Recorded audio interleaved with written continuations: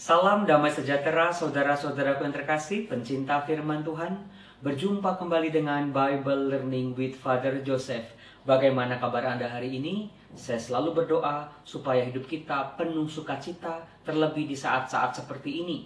Jangan lupa untuk tersenyum. Dan yang tidak kalah penting adalah kita masih bisa melihat senyuman-senyuman dari wajah orang-orang yang kita sayangi. Di masa COVID-19 ini, senyuman menjadi sebuah barang mahal dan langka. Bukan karena setiap orang menggunakan masker sehingga senyumannya tidak bisa kelihatan. Tetapi ada begitu banyak masalah kehidupan yang harus kita hadapi yang merenggut senyuman-senyuman dari wajah manusia. Maka sebelum kita mulai pembelajaran kita, senyum dulu dong. Kita senyum bareng-bareng. Saya hitung ya bersama-sama. 1, 2, 3, cheese! Nah, gitu dong. Dunia akan menjadi indah hanya karena kita tersenyum. Saudara-saudara, berkaitan dengan itu, saya akan mengangkat sebuah tema. Tema yang sering muncul dalam kitab suci, entah perjanjian lama maupun perjanjian baru. Banyak sekali tokoh-tokoh besar yang berkaitan dengan tema ini, yaitu tema padang gurun kehidupan.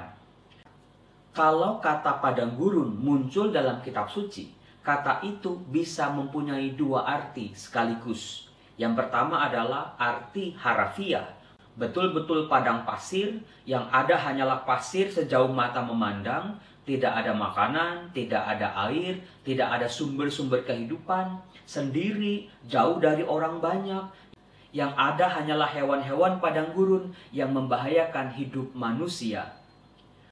Sementara arti yang kedua adalah arti simbolis, di mana padang gurun mengungkapkan pergulatan diri seseorang, bagaimana dia merasakan kekeringan dalam jiwanya, kekeringan dalam relasinya dengan sesama dan juga dengan Allah. Saudara, bukankah seperti itu keadaan banyak dari kita zaman sekarang? Itulah indahnya firman Tuhan. Kalau arti harafiahnya, mungkin kita tidak tinggal di padang gurun, tetapi secara rohani saat ini banyak orang beriman sedang ada dalam situasi padang gurun.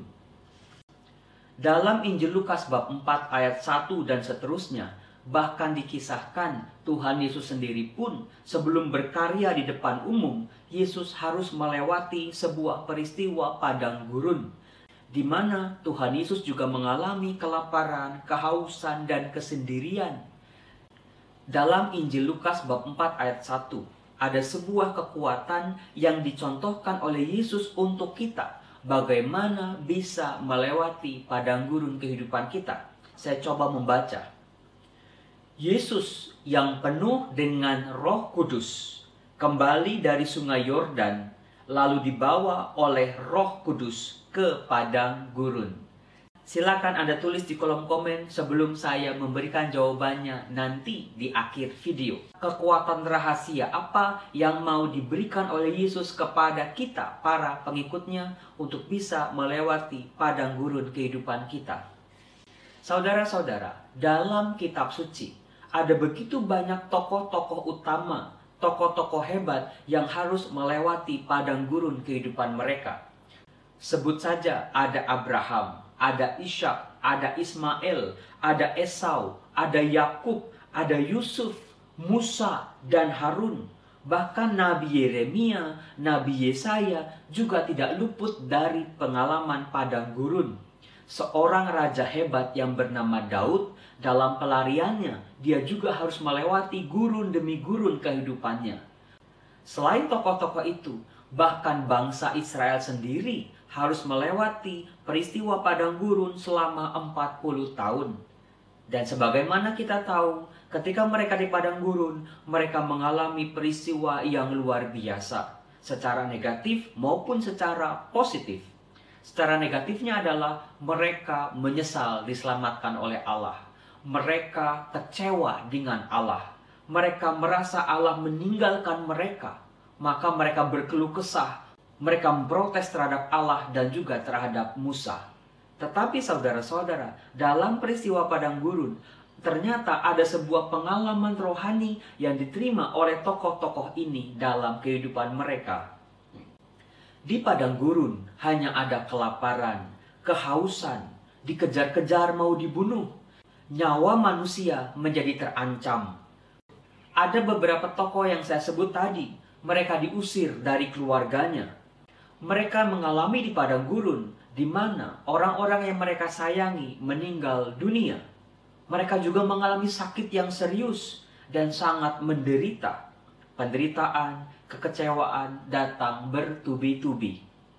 Di padang gurun inilah sumber-sumber kehidupan mereka mengering. Sahabat pun menjauh, bahkan saudara sendiri bisa menjadi musuh.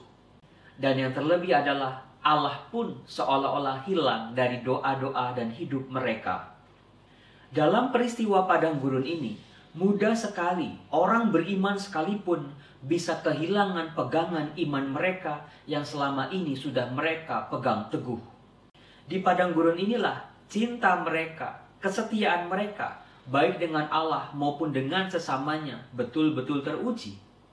Saudara-saudara, apa yang membuat banyak tokoh-tokoh dalam kitab suci bisa melewati padang gurun kehidupan mereka? Kuncinya adalah mereka mengalami sendiri rahmat, kebaikan Tuhan, kasih Tuhan, cinta Tuhan yang tanpa batas.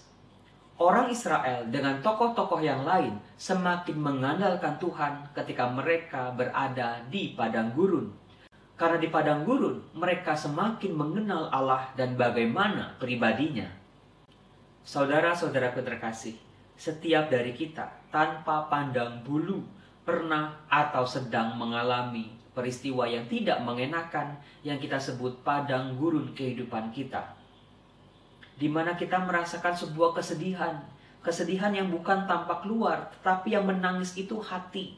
Ketika tangisan kita sudah tidak lagi berair mata, kekecewaan demi kekecewaan, pengkhianatan demi pengkhianatan, bahkan dari orang-orang yang sudah kita percaya, saudara-saudara. Sehingga yang ada hanyalah kebimbangan dan kekecewaan.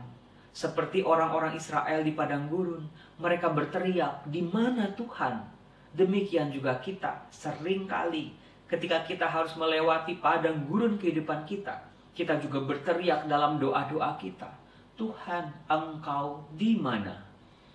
Lantas kalau demikian, mengapa Allah membiarkan umatnya berjalan di padang gurun kehidupan mereka? Saudara-saudara, tadi dalam Injil Lukas bab 4 ayat 1 ada sebuah rahasia yang seringkali terlewati oleh para pembaca kitab suci.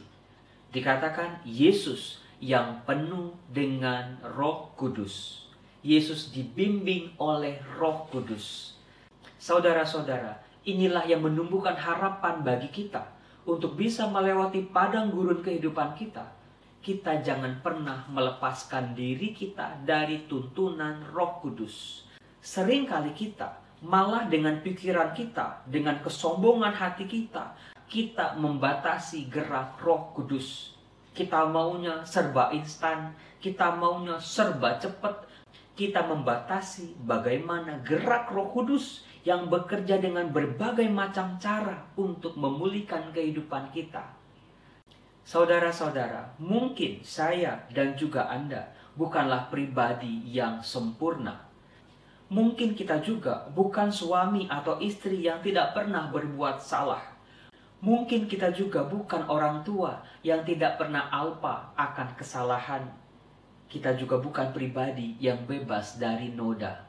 Saudara-saudara, kita yang penuh dengan ketidaksempurnaan ini sedang dipulihkan oleh Allah, oleh kuasa kasih Roh Kudus itu sendiri. Syaratnya kita harus percaya dulu. Sebab kalau kita tidak percaya, semuanya akan sia-sia. Saudara-saudara, jangan sekali-sekali hilangkan harapan, kepercayaan, dan kasih kita kepada Allah yang penuh kuasa di masa-masa sulit seperti ini. Mintalah selalu bimbingan Roh Kudus supaya menuntun kita, hati, pikiran kita, keluarga kita, tugas-tugas dan pekerjaan kita. Semoga kita setia pada bimbingan Roh Allah sendiri. Dalam nama Bapa dan Putra dan Roh Kudus. Amin. Tuhan Yesus memberkati kita semua. Salam